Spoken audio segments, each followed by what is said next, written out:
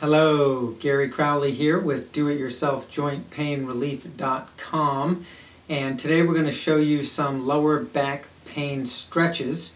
For those of you not aware of it, on my main lower back page on this website, I go through basically everything to help you fix your own back as long as you don't have an actual ruptured disc or a fractured vertebra or something extreme like that where you need to go to your doctor. But if you just have chronic back pain and there's, quote, nothing wrong, you might want to visit the main lower back pain page first. But for those of you who want a stretch routine to either get yourself out of pain right now or something you can do to prevent yourself from going into pain in the first place, this is what this page is for. So what we're going to do in 3 separate videos. In the first video, I'm going to show you how to release your big hip muscles right here, since those are actually muscles that attach to your tailbone and your hip bone and your femur, and if they're tight, they can be causing a lot of your back pain. I'm going to show you 2 ways to release those. In the second video, I'm going to show you how to release your hamstrings in an effective way, your IT band and the muscle that attaches to it called your tensor fascia lata, and your psoas muscle basically on the front of your spine under your intestines.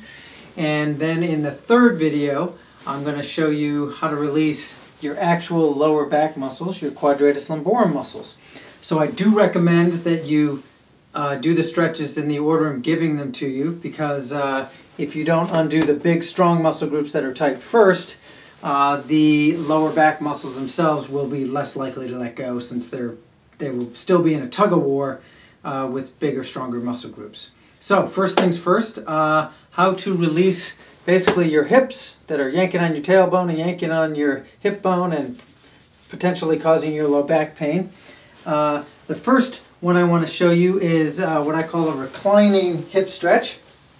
And basically all you're going to do is you are going to lie on your back, cross one leg over the other, and instead of doing what most people do, which is that, which really doesn't access the muscles that well, I'm going to have you take the same arm on the side of the leg that's crossed, and I'm going to have you shoot it over your shin, and then take your other hand and reach through the hole in your legs and hold on. Now I'm reasonably flexible, not Cirque du Soleil flexible, but reasonably so. You might only be able to do this, and that's fine. So you do that for 10 or 15 seconds, and then you switch to the other side. And again, same arm as the leg that's crossed. I use the other hand to kind of pull my leg toward me in that motion when I shoot over my shin. But you go over your shin. Now I can go to here, and this leg's tighter than the other one. But if you can only go to here, again, you do that. And then you'll find in a week, pretty quickly, you'll be doing that.